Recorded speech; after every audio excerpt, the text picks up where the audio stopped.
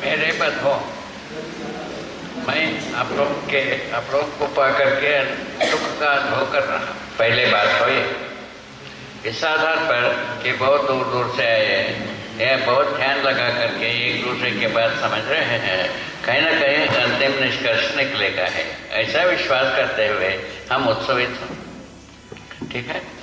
इस बीच में हमको ये बताया गया है शिक्षा का स्वरूप। क्या बताया गया? लोक शिक्षा और शिक्षा का क्या आधार है और शिक्षा के स्वरूप क्या होगी, इसको करेगा कौन और कैसे व्यवहार में आएंगे, ये बात के जानना चाहते हैं। उसी के साथ लोक शिक्षा भी समाहित। इस प्रकार से हम शिक्षा के बारे में हम सब जिज्ञासु हैं। किस ढंग से जो विकल्पात्मक अनुसंधान से प्राप्त ज्ञान तो शिक्षा में कैसा पहुंचेगा, उस बात के सुनने के लिए, सुनाने के लिए इच्छा यहाँ। तो हम सब बहुत ही जिज्ञासा से इस बात को सुनना चाह रहे हैं, ऐसा मेरा स्वीकृति। मैं इस बात को अच्छी तरह से परखा हूँ। हर व्यक्ति किसी आयु तक हर व्यक्ति अपने को समझदार मानता है, चाहे नर हो चाहे नारी। हर मानव में नर नारी दोनों संबोधित हैं। तो ऐसी स्थिति में हर मानव किसी आयु तक में हर अपने को समझदार मानता है। अभी तक की जो कथा है वो पैसा पैदा करने वाला समझदार है, पैसा ना पैदा करने वाला वो समझदार नहीं, ऐसा माना जाता है। अभी तक की यहाँ तक पहुँचा। तो इसके पहले बल का प्रयोग हुआ, बलशाली बहुत समझदार होता है, ऐसा मानते रहे, ऐसा हुआ नहीं। उसके पहले धन वाला होता है, रूप वाला होता है, ऐसा मानते रहे, वो भी नहीं हुआ नहीं। ये दोनों कर्णम हो चुके हैं। तीसरा बात पकड़ में आया है, तो ये धन का धनार्जन करने वाला बहुत अच्छा समझदार था, ऐसा हम मानते हैं आज तक। उसी के साथ पद जुड़ा है, धन और पद तो एक साथ के एक दूसरे के पूरक हो गए हैं, ऐसा बात होता है। इस ढंग से मनुष्य का 4 भाग, मनुष्य का संपदा का 4 भाग प्रयोग में आ चुकी। इसमें हम मानव चेतना को पहचान नहीं पाए, इतना ही बात है। 4 भागों को प्रयोग हम कर चुके भले प्रकार से, उसके बावजूद हम मानव चेतना को पहचानने में असमर्थ रहे। ये हमारा निष्कर्ष निकले। उसके आधार पर मानव चेतना को जब परंपरा में डालने के लिए, परंपरा में प्रचलित करने के लिए शिक्षा विधि को अनुसंधान किया, शोध किया और उसको शिक्षाविदों को समझाने के लिए कोशिश किया। वो कोशिश होते होते अभी जो छत्तीसगढ़ राज्य शिक्षा संस्थान इसको अध्ययन करने के लिए तैयार। अभी संस्था के अभी और कोई संस्था हमारे पास आया नहीं, तो अभी केवल छत्तीसगढ़ की राज्य शिक्षा संस्थान आ चुका है। वो बुद्धि लगा करके, समय लगा करके, साधन लगा करके अध्ययन कर, ये आपको सूचना के रूप में बताया। अध्ययन में क्या दिया पूछा जाता है, अध्ययन में क्या अध्ययन करा रहे हो, ऐसा पूछा जा सकता है। उसमें क्या है, अनुसंधान विधि से, मानव चेतना विधि से मानव व्यवहार दर्शन नाम की एक समय पुस्तिका तैयार की। ठीक है, उसको हम एक शोध ग्रंथ भी कह सकते हैं, ऐसा भी कह सकते हैं। ग्रंथ तैयार हुआ, उसको अध्ययन कराते हैं। उसके पहले हम एक ऐसा विकल्प आया, उसको विकल्प के नाम से एक छोटा सा पुस्तिकाकार में आप लोगों के हाथों में प्रस्तुत किया। उसमें कई को ये विकल्प आया, क्यों आया, कैसा आया, ये दोनों बात को स्पष्ट किया। इसको अध्ययन कर सकते हैं। उसमें कोई प्रश्न हो तो हमसे पूछ सकते हैं, उसका उत्तर हमारे पास। एक बात, मानव व्यवहार दर्शन के मन में मानव चेतना विधि से कैसा व्यवहार होता है, कैसा न्याय होता है, कैसा नियंत्रण होता है, नियम होता है, संतुलन होता है, और सत्य जो प्रकट होता है, कैसा प्रकट होता है, उसका वर्णन है। उसको अध्ययन कराने की वजह, पठन तो सबको आता है, यहाँ जितने बैठे हैं सबको पठन करना आता है, ऐसा मैं मानता हूँ। तो पठन करने से काम नहीं चलता है, अध्ययन करना जरूरी है। अध्ययन के लिए प्रस्तावित किया है हर शब्द का अर्थ होता है। हर शब्द का अर्थ के रूप में अस्तित्व में वस्तु होता है। अस्तित्व में वस्तु को हम समझ लेते हैं तो हम अध्ययन किया। कैसा होता है ये, कहाँ से हो जाता है पूछा, कल्पनाशीलता से होता है। हर व्यक्ति बच्चों से लेकर बड़ों तक सबके पास कल्पनाशीलता समाई है। कल्पनाशीलता कर्म स्वतंत्रता समाई है। इन दोनों के योग से तदाकार तद्रूप विधि आती है। उस विधि से हम अस्तित्व में वस्तु को पहचानना बनता है। जब तदाकार विधि से हम पहचान लेते हैं वह तद्रूप विधि से प्रमाणित होते हैं। तद्रूप विधि को हम प्रमाण माना जा रहा है। ये आत्मा में होने की बात कहा गया है। इसको अध्ययन कराता है, इस विधि से अध्ययन करता है। अध्ययन का जो परिभाषा ही की है, अनुभव की रोशनी में, आत्मा की रोशनी में, अधिष्ठान की रोशनी में। अधिष्ठान का मतलब आत्मा। आत्मा क्या चीज है? गठन परमाणु का मध्यांश का नाम है आत्मा। अभी इसके पहले हमारे बुजुर्गों ने क्या लिखा था? आत्मा के रूप में जीवों के हृदय में बैठ गए, ऐसा कहता है।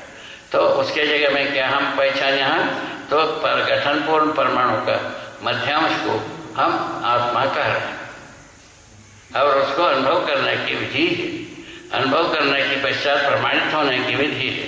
इन तीनों कारणों से उसको शिक्षा विधि में प्रस्तुत किया जा सकता है, ऐसा निश्चय लिया। उस निश्चय के अनुसार अभी प्रस्तावित है। तो अध्ययन में मानव व्यवहार दर्शन में मानव का कर्तव्य क्या है, दायित्व क्या है, इसको तय किया। इसको तय करना जरूरी है या नहीं है, इसको आप लोग तय करेंगे। अब सब व्यक्ति का अधिकार। उसके बाद मानव कर्म दर्शन नाम के एक भाग माने सहअस्तित्ववादी जिसमें दर्शन में एक भाग है कर्म दर्शन। कर्म दर्शन में मानव करने योग्य कर्म, करने ना करने योग्य कर्म क्या है, इसका विभाजन करता है। इसकी भी आवश्यकता है या नहीं, उसको आप अच्छी ढंग से विचार कर सकते हैं। यदि जरूरत है तो हमारा गर्ज बनता ही है, हम उसमें उसके लिए हम तत्पर हो ही जाते हैं। समय जरूरत नहीं है उसमें तो हम तत्पर नहीं होते। जरूरत नहीं क्या चीज़ है? जीव चेतना में जीना जरूरी है, ऐसा यदि स्वीकार होता है इसकी जरूरत नहीं। मानव चेतना में जीना है ऐसा निश्चय होता है, इसकी जरूरत में आ जाता है। इतना ही बात। उसके बाद इसके अभ्यास दर्शन, व्यवहार और अभ्यास कर्म का अभ्यास कैसा करेगा और उसका निर्धारण किया क्या कैसा अभ्यास किया जाए उसके बारे में बात किया है। उससे अभ्यास दर्शन के बाद अनुभव दर्शन दिया। अनुभव दर्शन का नाम दिया। अनुभव करने का अधिकार मानव व्यवहार दर्शन के आधार पर ही छूता है, स्पष्ट होता है। और जो है ना मानव अनुभव दर्शन में हम प्रमाणित होने का अधिकार को ज़्यादा से ज़्यादा स्पष्ट किया। ये इन चारों बात की आवश्यकता है या नहीं, इसको अच्छे तरह से सभी परिशीलन कर सकते हैं, सभी शोध कर सकते हैं और समझ सकते हैं, प्रमाणित कर सकते हैं। ऐसा मेरा स्वीकृति। तो उसके आधार पर ही हमारे साथ जो काम करने वाले सब लोगों का ऐसे ही मन है, ऐसा लगता है, ठीक है ना। उसके बाद आता है विचार। तो ऐसे जो सहअस्तित्ववादी विचार को कैसा हम शुरुआत करें इसके बारे में बात किया है। उसमें चारों अवस्था के साथ हम कैसा जी पाएंगे इसका निर्धारण किया है। उसमें तीन है, समाधानात्मक भौतिकवाद। भौतिक वस्तु समाधान के अर्थ में काम कर रहे हैं, इसका बोध कराते हैं। और उसके बाद व्यवहारात्मक जन्मवाद, जो व्यवहार में मानव जो है ना जागृति को प्रमाणित करता है, इस बात को स्पष्ट किया है। मानव व्यवहार किसके साथ होता है? मानव के साथ होता है, मानवेतर प्रकृति के साथ होता है। मानवेतर प्रकृति के साथ कैसा होता है? नियम नियंत्रण संतुलन रूप में होता है। और मानव के साथ न्याय धर्म सत्य के रूप में होता है। इसको स्पष्ट किया, ठीक है। व्यवहारात्मक जन्मवाद, अनुभवात्मक अध्यात्मवाद। तो अनुभव में जो आने वाला है अध्यात्मवाद है। अध्यात्मवाद का स्वरूप में अध्यात्म में समाहित संपूर्ण प्रकृति के साथ हमको अनुभव होता है। तो उस स्थिति में हम उस अस्तित्व में सहअस्तित्व को प्रमाणित करने वाले हो जाते हैं। तो पदार्थ ना हो, केवल सत्ता हो, माने व्यापक वस्तु हो, उसका कोई अनुभव नहीं है। केवल केवल जो है ना पदार्थ हो, केवल सत्ता ना हो, तभी भी मानव में अनुभव का कोई रास्ता नहीं। अभी जो है ना भौतिकवाद के अनुसार हम अनुभव को गणना का नहीं करते। मानव का अध्ययन में गए नहीं, भौतिकवाद भी नहीं गया, आदर्शवाद भी नहीं गया। इस बात को अपने को समझना पड़ेगा। तो उस क्या है इसमें, तो अनुभव के लिए दोनों प्रकृति और व्यापक वस्तु साथ साथ में होना आवश्यक है। प्रकृति ही जो एक अवस्था की प्रकृति ही व्यापक वस्तु को अनुभव करता है, फलस्वरूप परम सत्य के रूप में प्रमाणित होता है। ये इसको हमने अनुभव किया है, उसे अनुभव के आधार पर ही हमने पूरे बात को प्रस्तुत किया है। उसके बाद इसमें शास्त्र को लिखा, शास्त्र में ये लिखा तो मानव जो है ना, तो मानव संचेतनावादी मानव, संचेतना का मतलब है सत्य को प्रकट करने वाली ज्ञान। चेतना का मतलब है ज्ञान। चेतना जो है ना, संचेतना का मतलब है सत्य को प्रकट करने वाली ज्ञान। ऐसे ज्ञान के अनुसार मानव संचेतनावादी मानव ज्ञान में 122 आचरण को बताया। इन आचरणों के आधार पर मानव जो है ना व्यवस्था में जी पाता है, व्यवस्था में जी पाता है। इस बात को स्पष्ट किया। उसके बाद दूसरा व्यवहारवादी समाजशास्त्र। व्यवहार में हम प्रमाणित होना, क्या चीज, मानव संचेतना प्रमाणित होना, ऐसे व्यवहारवादी समाजशास्त्र। और उसके बाद जो है ना हम लिखे हैं आवर्तनशील अर्थशास्त्र। जो कुछ भी हम श्रम करते हैं, उत्पादन करते हैं, उसका स्रोत को बनाए रखते हुए निरंतर पीढ़ी से पीढ़ी के लिए अनुकूल बनने वाले प्रक्रिया को हम आवर्तनशील अर्थशास्त्र नाम लिखते हैं।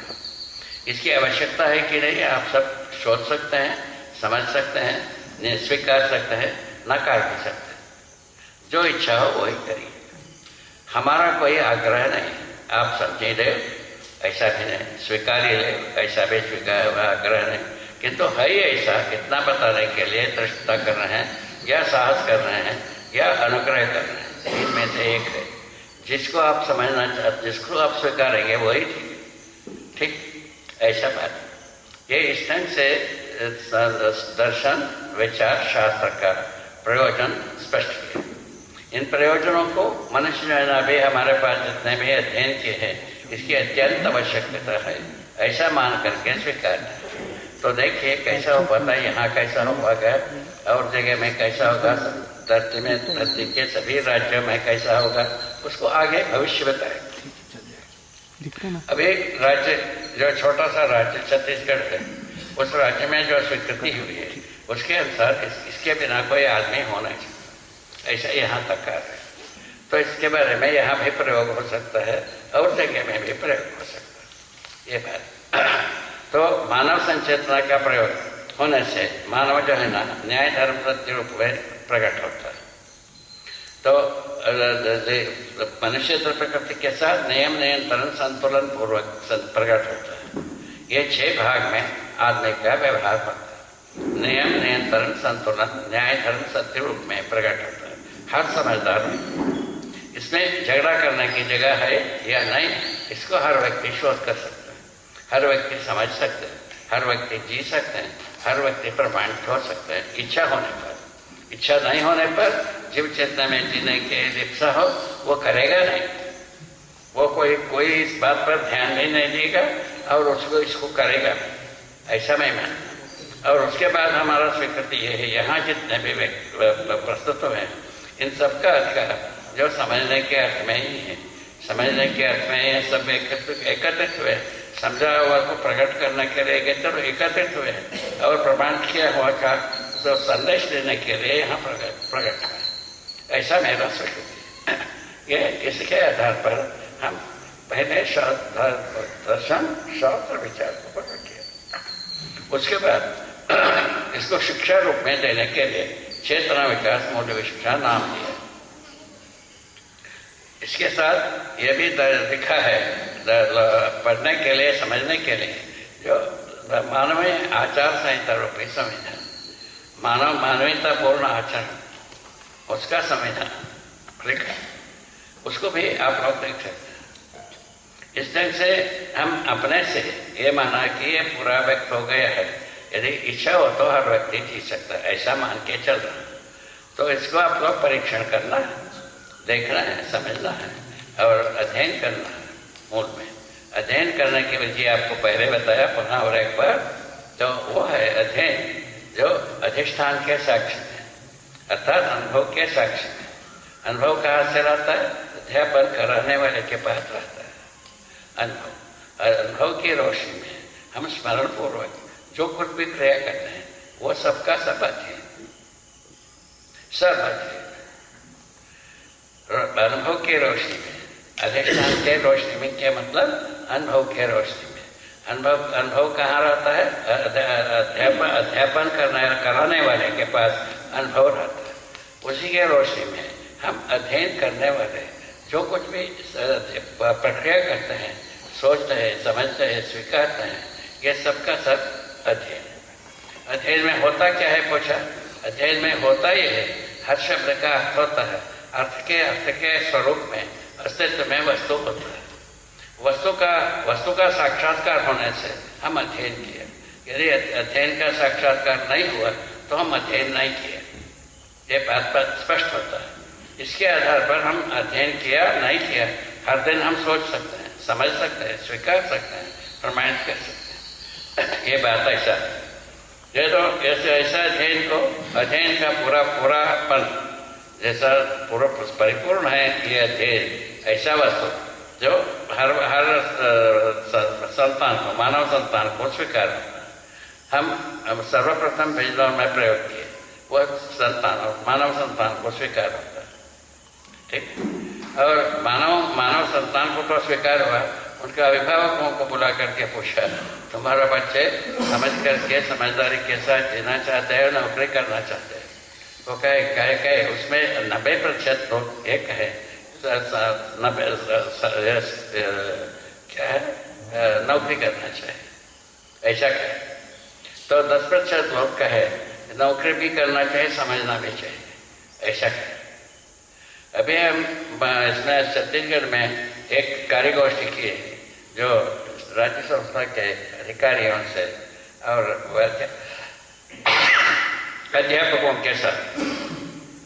उस कार्यगोष्ठी का मूल मुद्दा यह था, तो वेतन भोगी वास्तविक रूप में प्रमाणित हो सकता है या नहीं, ये पूछे हमसे लोगों ने। उसके उत्तर हमने दिया, वेतन भोगी प्रमाण नहीं हो सकता। वेतन भोगी को ही पैदा करेगा, दूसरा कुछ नहीं करेगा। तो यदि प्रमाणित व्यक्ति को पैदा करेगा, दूसरा कुछ नहीं करेगा, ये बात पता। तो उसके बाद हम वेतन भोगी क्या होंगे समझ करके प्रेरक हो सकते, उसके आधार पर अध्ययन कर रहे हैं। अभी 100 व्यक्ति अध्ययन कर रहे हैं, अभी 2 महीना हो गया, तीसरा महीना अध्ययन करने वाले हैं, ऐसा बात। ये सब अध्ययन कराने वाले व्यक्ति, एक व्यक्ति यहाँ बैठे हैं, एक व्यक्ति यहाँ बैठे हैं, 2 व्यक्ति यहीं बैठे, ऐसा बात चल रहा है। इसका रिजल्ट से ये 2 शिक्षकों को और व्यवस्थापकों को और शोधकर्ताओं को हम सम्मिलित रूप में एक ग्रुप बना करके अध्ययन करा रहे हैं, ठीक है। वो एक ग्रुप बनाने का अधिकार अब वहाँ के सेक्रेटरी के पास थे, वो कर दिए, ये सब बात। तो ये तो है शिक्षा का स्वरूप, ऐसा बात।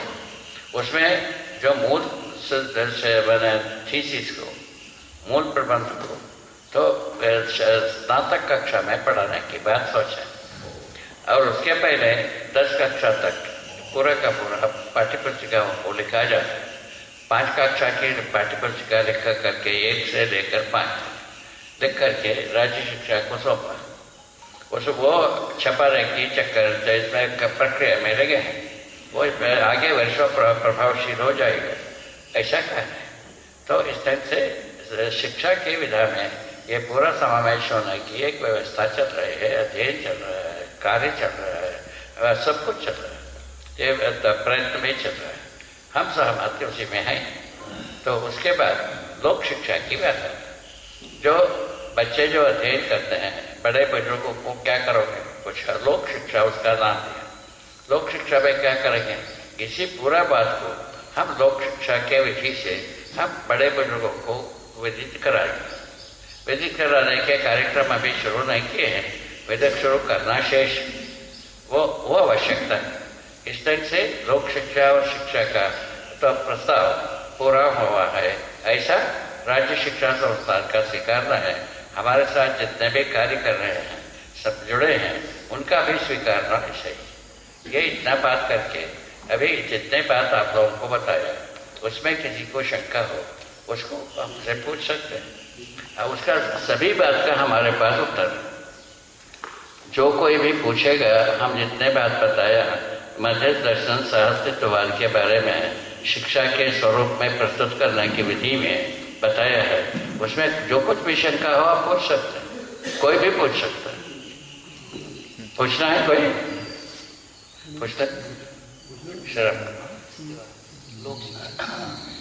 लोक शिक्षा के बारे में मेरा आपसे एक छोटा सा अनुरोध है कि जो आजकल की जो शिक्षा पद्धति है उसमें हमें एक त्रुटि नजर आ रही है कि जो भी लोग हैं, अभी आपने कहा था कि भाई सभी लोग नौकरी ज़्यादा पसंद करते हैं, तो शिक्षा का मतलब और नौकरी से जो आजकल की डिग्री वगैरह है, अगर किसी से पूछे ज्ञान के लिए तो कोई नहीं पढ़ता, जो उनको डिग्री मिलेगी या जो शिक्षा का मात्र में कितना वो उसमें गहराई से जानते हैं, वो तो मुझे अभी भी मैं संतुष्ट नहीं हूँ।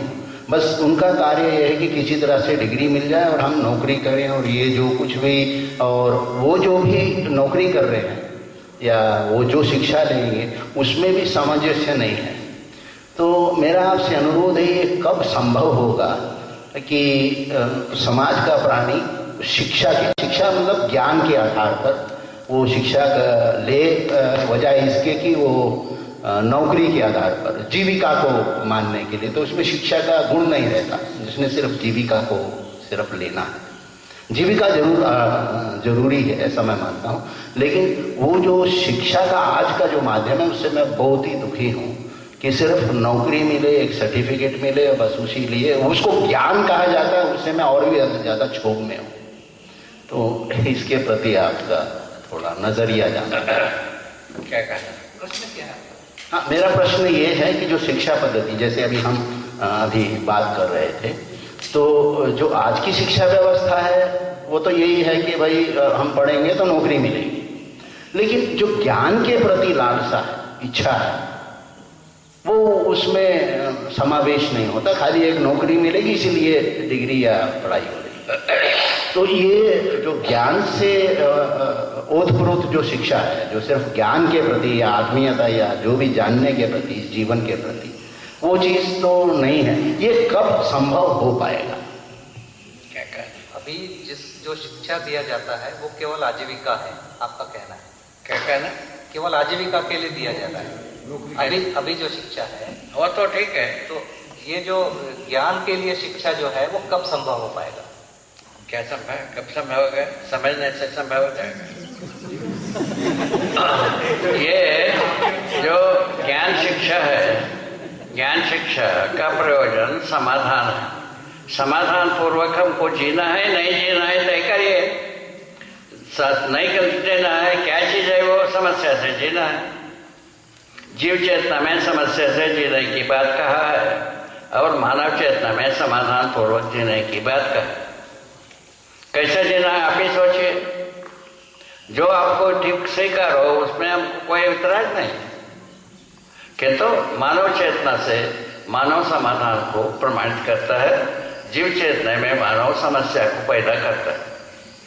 घर से लेकर स्वयं से लेकर घर तक, घर से लेकर संसार तक, धरती तक समस्या पैदा करने के अलावा दूसरा कुछ नहीं कर सकता। अभी जैसा एक प्रमाण आ चुका है, धरती बीमार होना। धरती बीमार होना मानव का करतूत से ही हुआ कि और कोई भूत किया है? तो उसको भी सोचिए। यदि ये मानते हैं मानव ने किया है, मानव ने जीव चेतना वैसा समस्या को पैदा किया, इसको स्वीकार सकते हैं। यदि नहीं स्वीकारना आपके हाथ में, कोई आग्रह नहीं है हमारा, जैसा विचार हो वैसा ही करिए, किंतु जीव चेतना विधि से समस्या के अलावा कुछ होता नहीं। मानव चेतना विधि से समाधान के बिना और कुछ होता नहीं। जो करना है वही करिए। ठीक है, ये बात पूरा हो गया।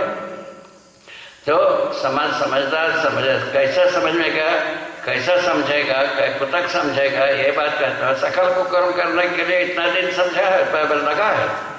इतना सब भूत धरती को बर्बाद किया, वनस्पति संसार को, जंगल को बर्बाद किया, अब जीव संसार को बर्बाद किया, मानव को जितना बर्बाद करना है किया, आबाद करना है करे, ये सब किया। कोई देश बहुत आबाद किया मानते हैं, कोई देश बहुत बर्बाद हुआ मानते हैं। ये सब हम पेपर में पढ़ते हैं।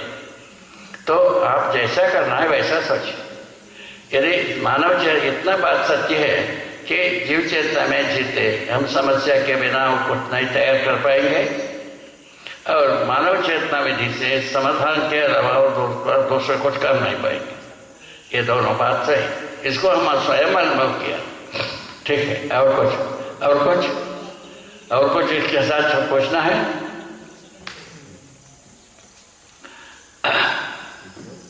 पूछ ले। और कोई प्रश्न या जिज्ञासा?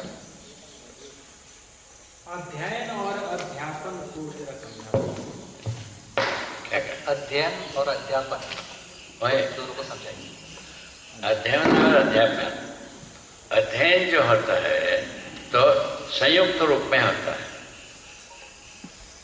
एक अध्ययन करने वाला, एक अध्यापन करने वाला के साथ अध्ययन होता है। उसका अभी परिभाषा बताए थे, जो अनुभव की रोशनी में हम जितने भी प्रक्रिया करते हैं समझने के लिए, उसका नाम अध्ययन। एक तो परिभाषा ही बताया, उसके समर्थन में और बताया। तो हम चारों शब्द का एक अर्थ होता है, अर्थ के स्वरूप में अस्तित्व में वस्तु होता है, वस्तु का साक्षात्कार होने से हम अध्ययन किए। एक उदाहरण अभी हाँ बताइए एक उदाहरण एक उदाहरण बताइए।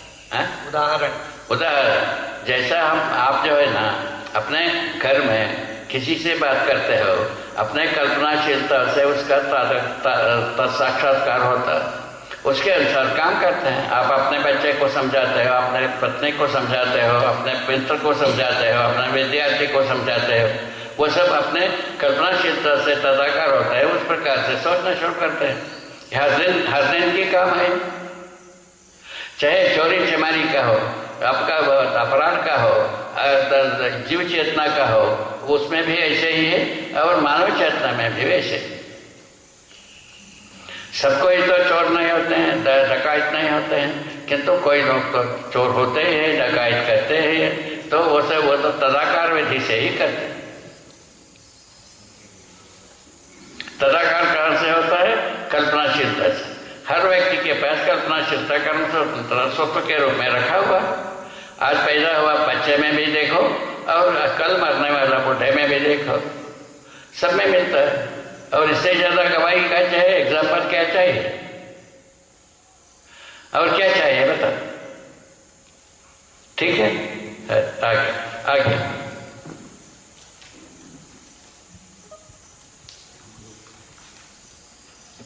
नमस्ते, मैं शत्रुंजय IIIT हैदराबाद में फैकल्टी हूँ। मेरा प्रश्न ये है कि एक अध्यापक में आपको क्या लगता है कि मिनिमम गुण होने चाहिए जिसके बाद वो अध्यापन का अधिकारी बन जाता है, या कैसे व्यक्ति को अध्यापन बिल्कुल नहीं करना चाहिए, इनको बिल्कुल निषेध है?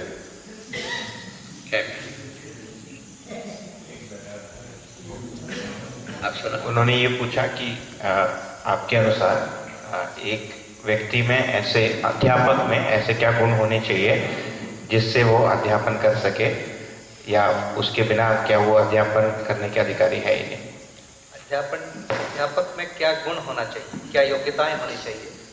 अध्यापक में योग्यता यही है, स्वाभाविक है, पहले बता चुके हैं हम। अध्यापक समझा हुआ व्यक्ति होता है, प्रमाणित किया हुआ व्यक्ति होता है। अध्यापक समझा हुआ व्यक्ति, प्रमाणित किया हुआ समझदारी को यदि प्रमाणित करता है मानव चेतना विधि से, समाधान होता है। वो हर मानव संतान को स्वीकार है। अभी आपको उसका उदाहरण बताया। सर्वप्रथम हम लोगों ने बिजनौर में इसको प्रयोग किया, बच्चों में मुखरण होने लगा, जो आगंतुक रहे वो भी चक्रित हुए, अभी उनका अभिभावक रहे वो भी चक्रित हुए। ये बात अभी जो है ना वही चीज़ रायपुर के पास एक मुंडा नाम के गांव है जगह, वहाँ क्या स्कूल के बच्चे ऐसे मुखरित हो रहे हैं। तो उसका जो उदाहरण हम बताना चाहूँ यही बताएंगे। यहाँ एक साहू जी नाम के सज्जन बैठे हैं, हाँ वो तो वो बताएंगे उन्हीं के समय में ये बात घटित हुई। वहीं के अध्यापक हैं, तो वहाँ के लोगों को हमारे अंजनी अग्रवाल यहाँ बैठे हैं, उनके पत्नी जाकर के उन बच्चों को संबोधित करती है। वो जाती है स्कूल के समय से 1 घंटा पहले जाती है। बच्चे उनको अगोरते हुए रहते हैं। वो बच्चों के पास एक बार एडीए आया, उनसे बच्चों से पूछा तुम क्या सीखना चाहते हो? मैंने कहा हमको न्याय बताओ। सुप्रीम कोर्ट में न्याय का पता नहीं है, एडीए क्या बताएगा? वह चक्रित हुए, वो अपना ऑफिसर से बताए, वो कलेक्टर से बताए। कलेक्टर ने फिर बाद में एक बार स्कूल को अटेंड किया। अटेंड करने पर वैसे ही प्रश्न देखा, वो काफ़ी परेशान हुआ। उसके बाद अध्यापकों को 3000 अध्यापकों को शिविर कराए। ये वहाँ की घटित घटना है, ऐसा बात हो रहा है। अब देखिए, तो इसमें जो है ना अध्यापक वही है समझा हुआ व्यक्ति, प्रमाणित किया हुआ व्यक्ति, उसके कम में कोई अध्यापक होता है तो वही समस्या पैदा करने वाला रखा है। वह जीव चेतना में यदि जीता है वो समस्या के लिए आधार बनेगा, दूसरा कुछ आधार बनेगा नहीं। मानव चेतना में जीता है वह समाधान के ही आधार होगा, दूसरा कुछ होगा नहीं। जो आपको इच्छा हो वही कर लीजिए। अब प्रयोग करके देखिए होता है कि नहीं। ठीक है, हरि हर, जय हो। आगे और कोई बात?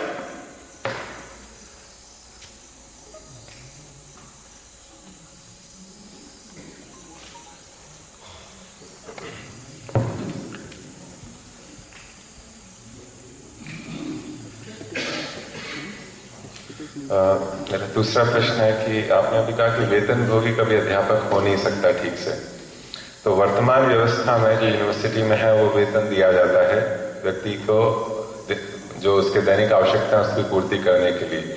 क्या इस स्थिति में जो वेतनभोगी अध्यापक कैसे न बना जाए? क्या ऐसी इसके लिए आवश्यकता बन जाती है कि उस व्यक्ति की हर आवश्यकता की पूर्ति का जो पूरा अधिकार जो कर्तव्य हो समाज उठाए, उसका भरण पोषण करे? उस स्थिति के अभाव में वर्तमान परिस्थिति में अभी अध्यापक क्या करे? अध्यापक यदि वेतनभोगी नहीं होगा तो उसकी आवश्यकताएं कैसे पूरी? ऐसा सोलम बताया, समाधान पूर्वक जीने के क्रम में समृद्धि की उपाय निकलते। मैं एक सामान्य परिवार के आदमी हूँ, तो हम जब समाधान पा गए, समृद्धि का उपाय निकल गया। कृषि करता हूँ, गोपालन रखा हूँ, और सामान्य आयुर्वेद को हम जानता हूँ, सामान्य औषधियों को पहचानता हूँ, उसका चिकित्सा करता, 3 काम करता। अभी जो है ना, इन 3 कामों से हमारा कोई काम रुका नहीं अभी तक। हम हमारे हाथ पैर से ही सब जगह में पहुँचना, हम पराधीन नहीं। ठीक है ना? तो पूरे वस्तु का जो प्रयोजन को हम पहचाना हो वो है शरीर पोषण। परिवार में जितने लोग रहते हैं उनका शरीर पोषण, संरक्षण, है ना, घर द्वार। उसके बाद जो है ना समाज गति में भागीदारी करने का अधिकार बना रहता है, ये कहा है समृद्धि में। अभी क्या करते हैं आप ही सोच लो, पैसा इकट्ठा करके आदमी क्या करता है आप ही सोचो। आप सब लोग जानते हैं, इसमें कोई लुका छुपा कुछ नहीं। पैसा इकट्ठा करके क्या करते हैं वो सबको पता है। अभी जो व्यवस्था है उसके अनुसार मनुष्य जो है ना इसके स्वस्थ रहना है, इस बात को कहता है।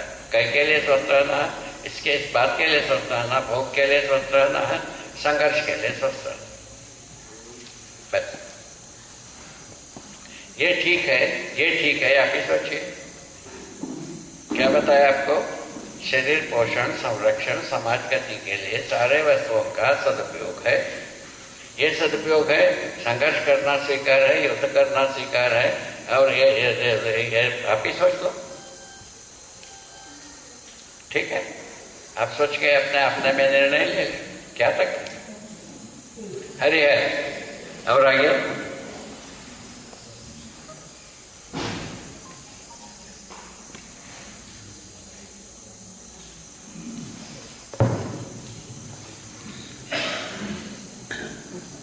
अभी तक एक बात समझ नहीं आई। आपने कहा कि शिक्षक को प्रमाणित करते, प्रमाणित कौन करता है? या उसकी स्वयं बुद्धि या उसके योग्यता? तो योग्यता को क्या समाज प्रमाणित करता है या व्यक्ति अपने कार्यों से प्रमाणित करता है? प्रमाणित कौन करता है? समाज, मतलब शिक्षा के शिक्षकों के बारे में, या जो आपने कहा कि कोई किसी को कुछ पढ़ाता है, ज्ञान देता है, तो उसको प्रमाणित कौन करेगा? समाज। क्या कहा? कहते हैं कि शिक्षक को प्रमाणित कौन करेगा? वो खुद प्रमाणित करेगा अपने आप को, या समाज उसको प्रमाणित करेगा? क्या समाज का कोई लेन देन नहीं भाई। समाज का लेन देन हर व्यक्ति के साथ में जुड़ा है। हर व्यक्ति का मूल रूप समाज का सूत्र मानव ही धारक वाहक है। समझदारी के बाद हर व्यक्ति संस्कृति सभ्यता को परिवार के रूप में वहन करता है और सभा के रूप में विधि व्यवस्था को वहन करता है। ये आता है, ये ज्ञान का रहता है। उसी के आधार पर वह परिवार मूलक स्वराज्य व्यवस्था आपको प्रकट होने की तत्पर है। प्रकृति ऐसा बना है। ठीक समझ में आ गया? परिवार विधि से, समझदार परिवार विधि से मानव संस्कृति सभ्यता वहन होता है। ठीक है? और सभा विधि से, परिवार सभा विधि से विधि व्यवस्था वहन होता है। परिवार में ही पूरा प्रमाण का आधार। परिवार में प्रमाणित होने के बाद ही हम संसार में प्रमाणित होते हैं। ये हर समझदार व्यक्ति का मात्रा की बात है, अधिकार की बात है, प्रवृत्ति की बात है। तीनों बात है। प्रवृत्ति भी होता है, अधिकार भी होता है, वैसे ही माता ही बनता है। ऐसे और आगे कुछ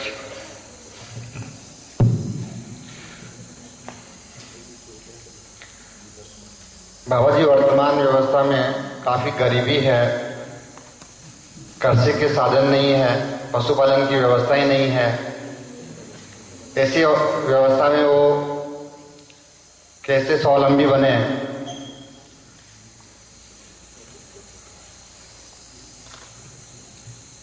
अभी उनका कहना है कि बाबा स्वावलंबी बनने के लिए बहुत सारी समस्याएं हैं। लोगों के पास कृषि की जगह नहीं है, किसी के पास पशु नहीं है, तो कैसे स्वावलंबी? वो ठीक है, वो जो है ना उसके इसको स्वीकारा जा सकता है।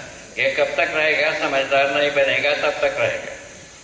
समझदार होने के बाद अपने आप से जगह बनता है। मैं आपको हमारा उदाहरण बताया। हम कोई बहुत बड़ी भारी धनाढ़ व्यक्ति नहीं है। अब मेरे भक्ति विरक्ति के आधार पर हम साधना किए हैं। भक्ति विरक्ति में कोई संग्रह होता नहीं है। ऐसा करते हुए हम जब स्वावलंबी होने की बात आई, हमारे पास बहुत सारा उपाय निकल के आया। हम जितना 3 उपाय बताए हों और उसके अलावा 30 उपाय हमारे पास है। 3 उपाय को हम कार्य में लाया हूँ, 30 उपाय हमारे पास रिजर्व है। इसके बाद क्या चाहते हैं? ये हर व्यक्ति का माते की बात, समाधान के बाद बिना समझ के किसी के पास ना साधन पूरता है, ना परिस्थिति अनुकूल होता है, कुछ भी नहीं होता। समाधान के बाद सारा परिस्थितियां अनुकूल होता है और सारा साधन पूरा होता है, अधिक होता है। जितना साधन रहता है वो अधिक होता है। हमारे पास श्रमशीलता का साधन रूप में रखा ही है। हमारा श्रमशीलता प्रधान वस्तु। अभी पैसे को समझ रहे हैं प्रधान है, वो अब उसके बदले में हम यहाँ पहुँचते हैं, हमारा श्रमशीलता प्रधान है। यहाँ पहुँचते हैं, श्रमशीलता सबके पास आता है। एक भी आदमी खाली नहीं श्रमशीलता से रिक्त हो, ऐसा कोई आदमी को आप प्रस्तुत कर ही नहीं सकते। गूंगा, लूला, लंगड़ा सभी के पास आता है श्रम सिद्धि। इसको देखा गया। उसके बाद क्या कहा बताइए, और कोई बात? और आपके पास 30 उपाय हैं, आप बोल रहे हैं, दो चार बता दीजिए। जैसा कुछ उपाय बता दीजिए। जैसा मिट्टी से बहुत सारा बर्तन बनाया जा सकता है, लोहे से अनेक प्रकार की वस्तु बनाया जा सकता है, और उसके साथ साथ जितने भी साइकिल की व्यवस्था है उसको हम तैयार कर सकते हैं। ऐसा 3 बात बताया, ये सब हमारे पास रखा हुआ। और क्या चाहते हैं? और कितना चाहते हैं? धरती का संतुलन तो बिगड़ेगा। और क्या चाहते हैं बताओ। देखो, बातों से कुछ नहीं होता है, जीने से होता है। अभी बात तो हम गाड़ा भर के कर सकते हैं, कोई फायदा नहीं। जीने से फायदा, जीना समाधान के बिना होता है, जीना बनता ही नहीं। समाधान के बिना कोई जी नहीं सकता।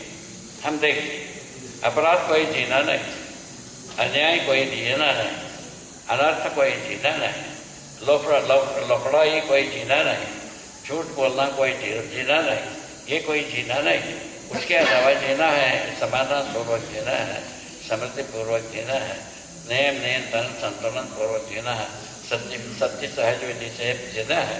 तब तो समझना ही पड़ेगा, आपको भी समझना पड़ेगा। हम जो समझने में 25-30 वर्ष लगाए, आपको तो 25 हफ्ता तो लगाए और 25 महीना तो लगाए, 25 वर्ष तो लगाए, महीना तो लगा सकते हैं ना? नहीं लगा सकते। यदि लगाएंगे तो आप समझ जाएंगे। समझाने की व्यवस्था हम कर रखा है, बता सकते। ये बात हो गई। उसके बाद क्या कारण? पूछो ना भाई। आखिरी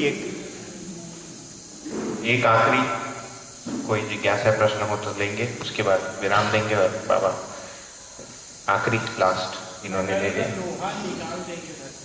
हाँ, वो अलग से शाम को 7 से 9 बजे बाबा के साथ सभा होती है, उसमें क्या निकला? कुछ निकला? प्रणाम बाबा, मैं आशीष है IIIT से।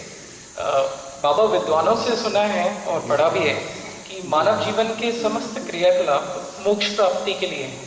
तो ये मोक्ष का स्वरूप क्या है और मानव जीवन का उद्देश्य क्या होना चाहिए? मोक्ष क्या चीज है, मानव जीवन का उद्देश्य क्या चीज है? मोक्ष, ब्रह्म मुक्ति मोक्ष। ब्रह्म मुक्ति क्या चीज है पूछा, ब्रह्म क्या चीज है पूछा। उसका उत्तर यह है, ब्रह्म जो है ना, शरीर को जीवन मानना, यही ब्रह्म। शरीर को जीवन मानने से क्या होता है?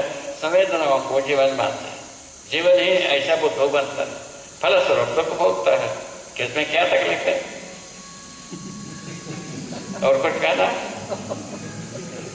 शरीर को जीवन मानना ही भ्रम है, भ्रम ही, भ्रम से मुक्त होना है मोक्ष।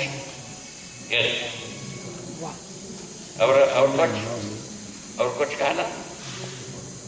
और दूसरा भ्रम का और एक परिभाषा दिया है ब्रह्म मुक्ति के बारे में कि वो जो अतिव्याप्ति अनाव्याप्ति व्याप्ति दोषों से मुक्त होना, इसको ब्रह्म मुक्ति ना बताइए। और कुछ बात,